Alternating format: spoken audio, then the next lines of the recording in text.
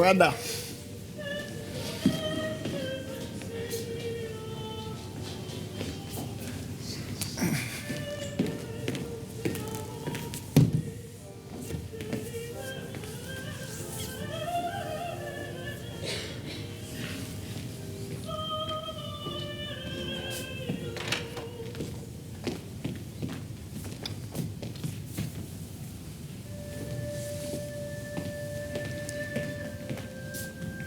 La plus grande ordure du siècle.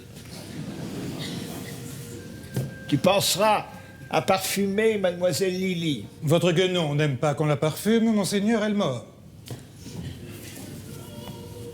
Alors, de quoi Monsieur Colbert veut-il me parler de si bonne heure? Votre éminence le sait certainement.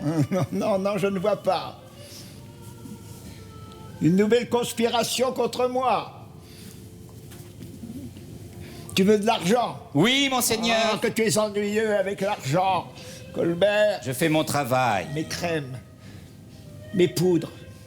Je crains pour vous, monseigneur. Pour ma vie, Vos ennemis s'agitent. me tuer à mon âge, ce serait plus simple d'attendre un peu. Combien d'argent te faut-il? Ah, pour moi, rien, éminence. Rien, tu veux jamais rien pour toi. Moi, je suis fier de prendre soin de vos affaires parce que j'admire votre éminence dans sa conduite des affaires de la France. Tu me flattes, il me semble. Je ne suis pas un homme qui flatte. Oui, enfin, tu voudrais bien la place de Fouquet. Tu ne cesses d'insinuer les pires choses sur lui. Je n'insinue rien, je constate. Toutes ces fêtes, à vaut le vicomte. Moi, je n'ai pas chaque soir une nouvelle femme dans mon lit. Tu devrais, tu es tout gris. Regarde Fouquet, il est tout rose. J'essaye de suivre l'exemple de votre éminence et de m'appliquer au travail. Je vous avoue que je suis heureux quand je compare l'état dans lequel j'ai trouvé vos affaires et celui dans lequel je les ai mis. Ben, si tu es heureux, Colbert, c'est bien. Mais qu'est-ce que tu as contre Fouquet? Mis à part qu'il se sert au passage, il nous rend de grands services. Sans lui, nous n'aurions jamais pu payer l'armée. Nous aurions perdu la guerre contre l'Espagne dans les Flandres. Et aujourd'hui, nous n'aurions plus un sou pour négocier. Ah, mais aujourd'hui, monseigneur, nous n'avons plus un sou pour négocier. Enfin, qu'est-ce que tu me racontes? Mais tu me parles toujours de 8 millions de livres. À 8 52 165 livres, 7 sols et 11 deniers. Eh bien alors? Ça, c'est votre capital disponible aujourd'hui. Ah, c'est mon capital. Vous pouvez l'utiliser, bien sûr, pour payer les dépenses de guerre. C'est une plaisanterie. Je vous comprends parfaitement. Vous avez déjà payé vous-même les munitions l'année dernière pour le siège de Gravelines. Quoi? J'ai payé les munitions? Oui. Mais je ne me souvenais pas. Le roi était avec vous et l'effet eût été désastreux sur sa majesté de voir la bataille s'arrêter faute de poudre. Oui, mais j'ai prêté cet argent. Au trésor, avec intérêt. Mais on ne vous a pas remboursé parce qu'il n'y a plus d'argent. Il n'y a plus d'argent? Il n'y a que des dettes. Mais il faut me rembourser quand même. C'est pas à moi de payer pour la France. Combien d'argent me doit-on? Avec les intérêts, 500 000 livres. Oh, 500 000 livres, c'est une fortune. Par ailleurs, éminence, pour tenir nos positions cet hiver face aux Espagnols, j'estime qu'il nous faut 10 millions de livres. Il nous faut aussi trouver les 2 753 314 livres que notre ambassadeur en Allemagne doit verser à nos alliés rhénans. Ça nous fait 13 millions. Bon, eh bien, je dirais à Fouquet qu'il s'arrange. Bernois, parfum. Fouquet se débrouille toujours, il trouvera l'argent. C'est un acrobate de la finance. Allez. Encore. Voilà. Comme ça, on croira que c'est le parfum qui pue. Je ne doute pas que Fouquet soit un acrobate, mais pour trouver de l'argent, il arrive un moment où tripoter ne suffit plus. Oh, tripoter! Monsieur le surintendant Fouquet devrait m'expliquer comment l'État s'y prend pour dépenser encore plus quand il est déjà endetté jusqu'au cou. Le surintendant te dirait que le commun des mortels couvert de dettes va en prison, mais que l'État, même s'il est endetté jusqu'au cou, creuse la dette. Tous les États font ça. Pourtant, il nous faut de l'argent. Comment en trouver quand on a déjà créé tous les impôts imaginables? Bah, on en crée d'autres. On ne peut pas taxer les pauvres puisqu'ils le sont déjà. Mais non, pas les pauvres. Les riches, alors. Les riches non plus. Ils ne dépenseraient plus. Un riche qui dépense fait vivre des centaines de pauvres. Alors comment fait-on? Colbert, tu raisonnes comme un fromage. Il y a quantité de gens qui ne sont ni pauvres ni riches. Des Français qui travaillent en redoutant d'être pauvres et en rêvant d'être riches. C'est ceux-là que nous allons taxer. Ceux-là, plus tu leur prends, plus ils travaillent pour compenser.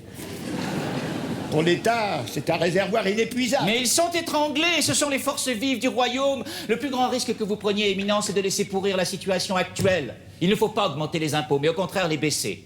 Il faut développer le commerce, principalement le commerce maritime. comme le font les Anglais. Les Anglais. Et l'industrie. Et l'industrie. Il faut diminuer le nombre des officiers de finance, sanctionner leur trafic. On ne doit plus voir ces grandes fortunes scandaleuses qui nourrissent un sentiment de révolte dans le royaume. Oh, que tu es naïf, Colbert. Crois-tu vraiment qu'on pourrait gouverner la France uniquement avec des gens honnêtes? Pour tenir un pays, il faut malheureusement... Des fripons. Des fripons, oui, monsieur. Oui. Ils nous rendent de grands services que les gens honnêtes seraient incapables de rendre.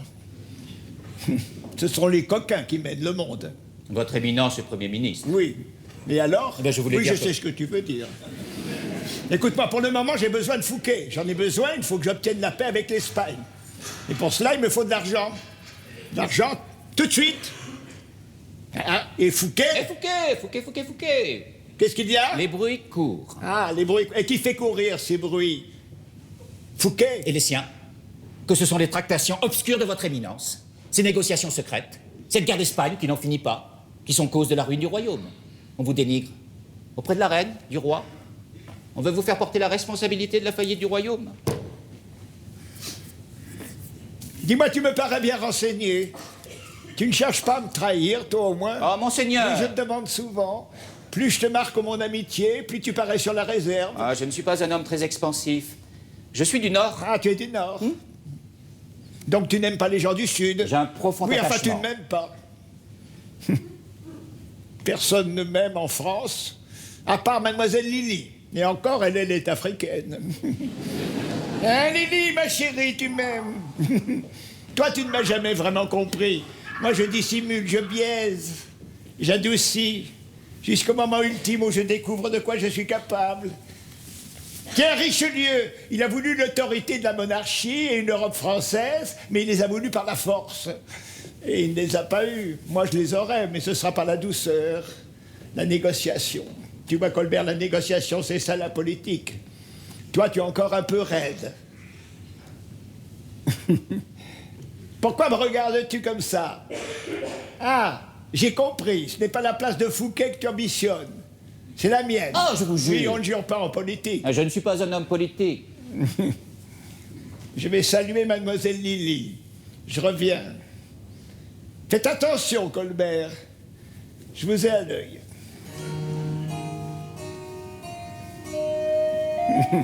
J'arrive, Lily, j'arrive.